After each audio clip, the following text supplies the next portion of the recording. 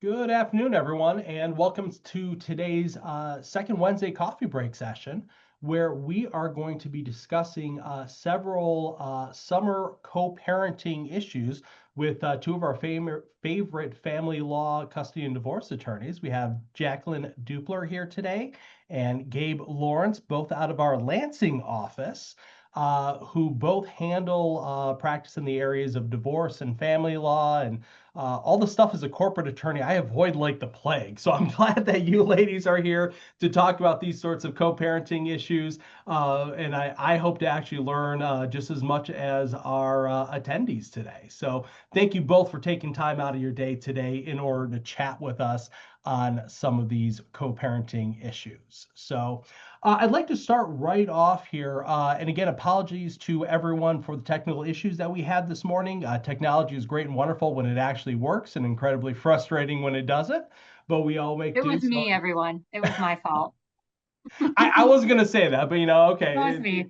I already Um, used Zoom this morning, but then it wanted to update this afternoon. So that was great. uh, so let's jump in here, and I'd just like to start off with kind of a softball question, but one that really is important to level set, right? When we talk about co-parenting time, right? What does that mean just from a general basis? What is parenting time? What is co-parenting time? How do we get to a scenario where we are in fact talking about, this concept of parenting time? Sure. And Jackie, do Gabe, you are want to you start? okay if I start? Yeah, Okay. go ahead. So parenting time is something that specifically you have when there is a court order. So if parties are still together, whether they're married or not, they don't necessarily have parenting time. I think most people would say you just are parenting. But once you have court involvement and you have orders, you have parenting time. And the order itself, I want to make sure there's this legal disclaimer, which I'm sure you're used to if you come to other lawyer talks, is that we are not giving specific legal advice to you or your situation or to anybody for that matter, but really we're talking very generally right now. But again, when we're talking about parenting time, it's really important that you consult and you review your court order itself. Parenting time, we talk about there are different types of schedules, and the big ones are there's regular parenting time, so think kind of school year. There's holiday parenting time, Christmas, spring break, Thanksgiving, that sort of thing. And usually orders also include a separate schedule for summer, meaning when the kids are out of school. And I just want to point out that parenting time is really specific. So again, consult your order. But again, usually in an order, it'll say the days of the week, the times of the day for exchanges, location of exchanges, and all of that. Whereas co-parenting is separate from parenting time. Co-parenting is really the communication and the other efforts between the two parents to work together. Our goal and hope is that parents do not parallel parent, meaning doing their own thing at the same time, but without talking to each other, but actually involving one another as it relates to the children, whether it's education, medical, school, who's buying the new baseball cleats, things like that. We hope that parents are having communication and co-parenting about that. Okay. So you brought up different schedules, and one of the things that you said, and it's obviously relevant to our conversation today, is summer parenting time. And why is that different? And in a similar vein, what does that potentially look like, moving forward? And again, understand every order is different, and everyone who is making a decision or trying to understand this, if they are under an order, they need to check their order. But just from a general discussion point, why is summer parenting different and what does it look like? So it might not always be different. It's not always different just by virtue of the fact that summer is happening. But sometimes the parents don't live close to each other. So one of the parents might have school year parenting time every other weekend or a couple of times a month or on a more spread out schedule so the kids aren't spending a huge amount of time in the car. They're not doing week on, week off because it wouldn't be possible for the kids to get to school on the week that they're with the parent who lives far away. So it might be different in the summer because generally speaking, here in the United States, the kids aren't in school over the summer. So maybe in the summertime, the parent who does not have more parenting time during the school year has the entire summer. Maybe they're doing week on, week off. Maybe they're doing an exchange every 2 weeks or every month, or there are so many different ways to structure these things. Again, to Jackie's point, you got to check your order, because this would be language that would be specifically addressed in that document. And I'll be the first to tell you that sometimes those orders are not easy to read. Sometimes they are very difficult to interpret. It's written in a language that makes sense to the judge, but it doesn't necessarily make sense to the parties or even to the attorneys. I was going Sometimes to say it's that good old ambiguous. legalese, right? Yeah, sometimes it leaves things open to interpretation, but we frequently see that parents have a longer stretch of parenting time during the summer months. Okay, got it. Now, what about things like, day camps or travel? How does that work? Can you travel out of state? And again, I understand, every order may have some particularities, right? What are the general rules for, if someone wants to go on an international, hey, pick the kids up, go to France or something like that? Or if there are, issues with respect to, summer camp or those sorts of summer activities that we sometimes generally see. What do you typically see, and what are the general rules surrounding those? Okay, so I'm going to take the first stab at it, but admittedly, there are lots of layers. So Sure. hopefully, Rob, you either remind me what I missed, or Gabe, you take a different issue that was brought up. But in terms of travel, again, generally speaking, during your parenting time, you can travel with the kids out of state or even internationally. Again, I'm speaking generally. Yeah.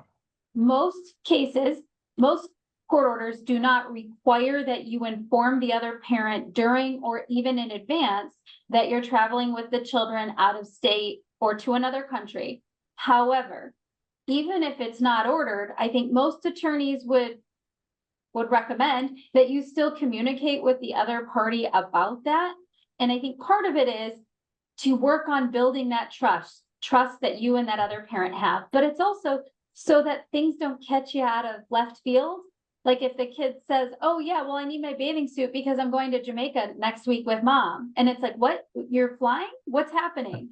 And there's no communication, and that can just make it more awkward, more difficult, and again, kind of impact that trust issue.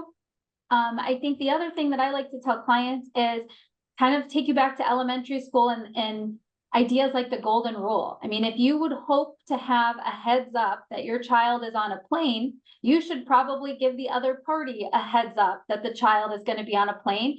And hopefully there's enough of a relationship or ability to co-parent that you two can even share the flight number. And so they know if they can check to see if the flight landed. I mean, I'm older, and my mom still wants to know what flight I'm on and wants me to give her confirmation when I get through security and when I land. I don't think that's ever, I think that for a parent will always be present. So I can relate to that. Right. So it's not just what do you have to do, but it's what's right to do. Yeah. And so we always encourage that there's that communication piece. Okay. And obviously, as attorneys, we deal with disputes, and I like to believe, probably 20 to 30% of those disputes could just be resolved by better communication, right? And a lot of times, to reference, the golden rule, and the golden rule you're referencing is a little different than my golden rule on the corporate side. Treat others how you want to be treated. On the corporate side, the golden rule is he who has the gold makes the rules. So again, little different rule that we have here. Please put that in family law. Yeah. Okay. So again, having those communications open beyond what's just in the order, I think will probably behoove everyone and benefit everyone to avoid those disputes that are just going to cost time, money, and energy down the road, right? And again, having that discussion and bringing the co-parent in, again, barring unusual circumstances, right? We all know and have heard of scenarios where that could create a problem. But I think having that communication is important, at least as a lay person who's not involved on this. So if we are dealing with, summer co-parenting, what you can and cannot do, what happens when you start getting into the area of adult children starting to maybe go to college, in the fall, right? I don't necessarily know that we're necessarily dealing with the 18-year-old, custody issue anymore, because correct me if I'm wrong, I think most co-parenting orders, kind of terminate when they turn 18. Maybe I'm completely wrong on that. Again, I'm not the expert in any way, shape, or form. But I have to believe that this discussion changes and evolves when you have a child that's becoming an adult, right? Going to college in the fall, and what needs to happen in order to kind of get the paperwork, get the documentation in order to put everyone in the best scenario. Gabe, is that something you can kind of give us a general overview on before we talk about specific documents? Definitely. So I'm going to switch gears here a little bit and talk more about the estate planning area of law.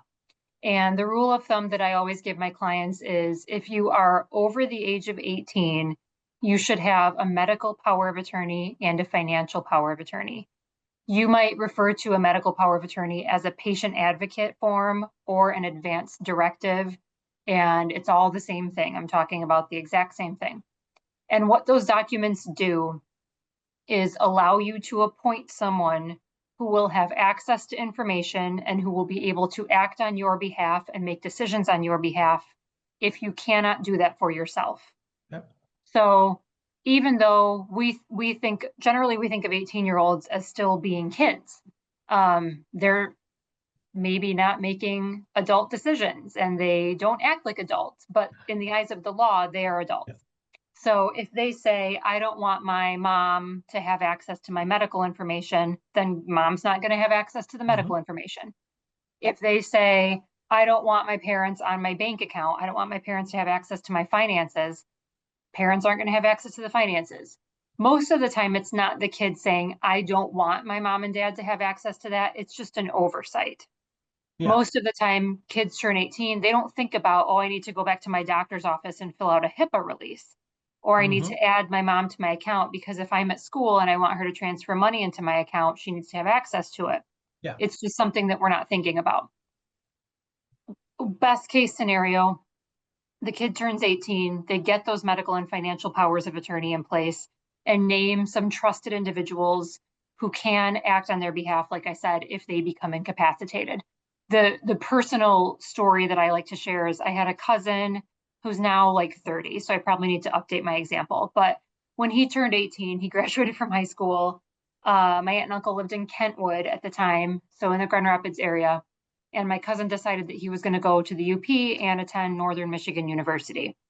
So my Uncle Dan called me and said, hey, before he goes up to the UP, is there anything he needs to do legally? And I said, absolutely, he needs those powers of attorney in place. Because if he's injured in a car accident, if he's in a snowmobile accident, if something catastrophic happens to him and he's in the hospital cannot give protected medical information to his parents without having that documentation in place. Now, with regard to financial power of attorney, banking, that kind of stuff, it's easier now that we have Venmo and different ways to transfer funds without necessarily needing access to bank accounts.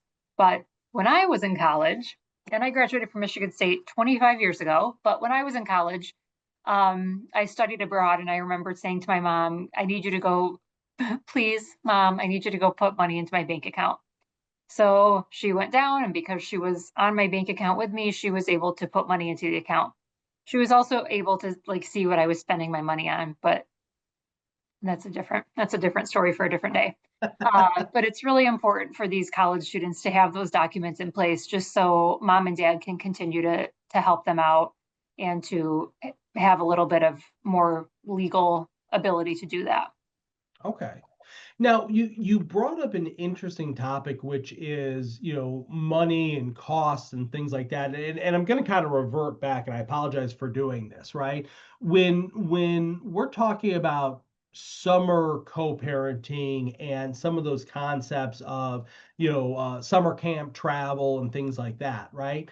How do parents deal with the financial aspect of that, right? So, let's say I want, my kid to go to summer camp, and let's say my ex doesn't want him to go to summer camp, right? How does that work on the summer co-parenting? And again, I do apologize that we're taking a little step back, but let's assume they're still, under 18 for now.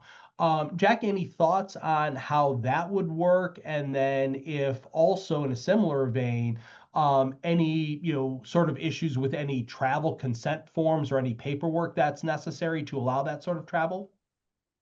Sure. So in terms of things like summer camp, generally speaking, orders do not state a cost split for things like summer camp.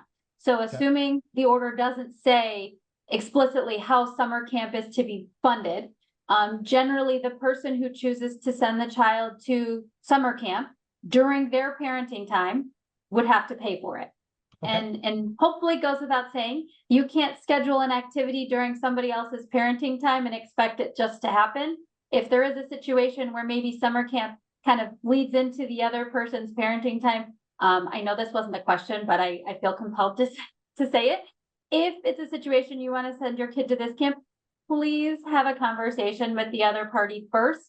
Don't talk to the child and say, oh, but that's part of your dad's time or part of your mom's time, so I guess you can't go, right? Have a conversation with the other adult. And if you two are able to reach that agreement, great, then at least you can go forward and the child can enjoy that camp. But again, generally the order doesn't say who pays for camp. It would be something that would have to be specifically in the order, or you would have to reach an agreement or otherwise discuss that. And Gabe, do you want to take the other question, or I don't want to talk Well, too just much? on that note, I have a 5-year-old and a 7-year-old who both are in camp all summer, and camp is expensive. Mm-hmm. Camp ain't cheap. We're talking several $100 a week per kid.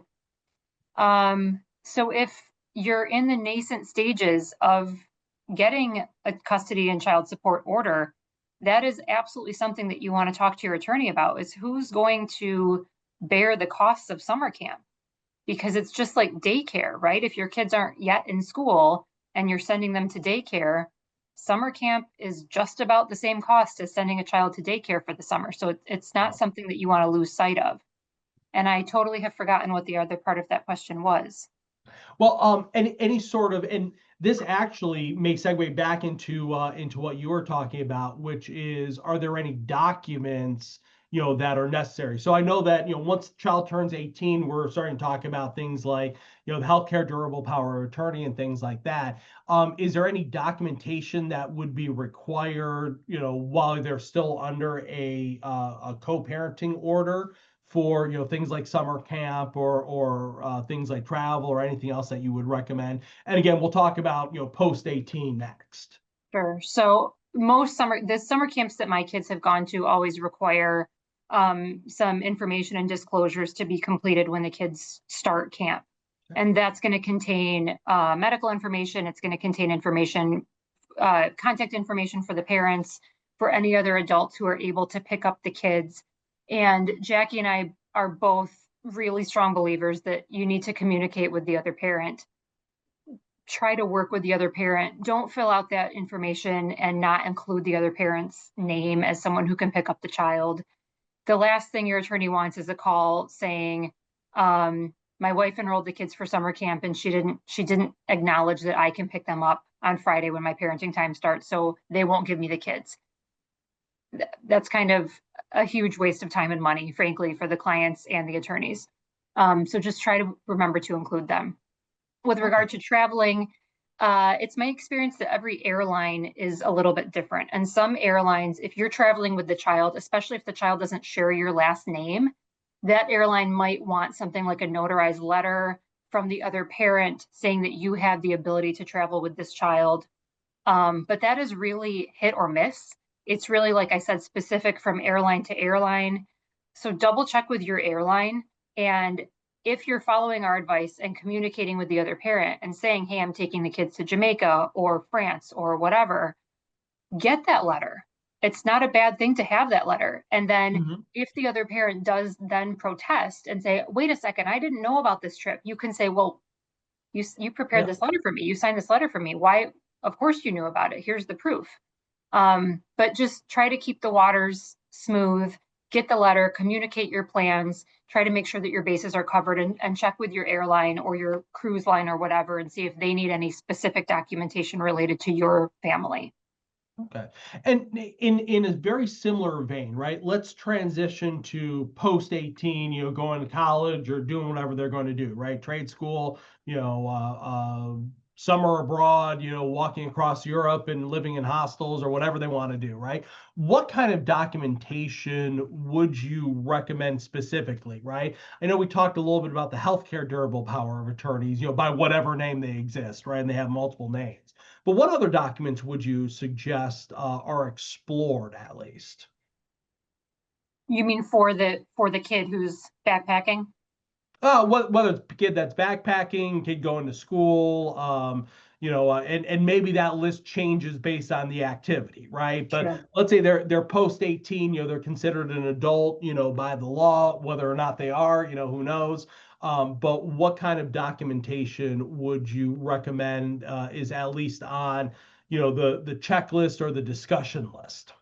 So something that I always recommend that people do before they travel internationally is make a few copies of their passport. Leave some at home, leave one with your mom and dad, carry an additional copy with you, because if the worst thing happens and you lose your passport or your passport is stolen, you're going to need some proof to show who you are. You're going to need to get back in the country at some point. And if you have a copy of that passport, that's going to be extremely helpful for that. Make copies of your itinerary. Like Jackie said, her mom wants to know where she's going when she's landing. Just print out that flight itinerary and leave a copy at home with someone. My husband and I are getting ready to go on an international trip next week and take our kids.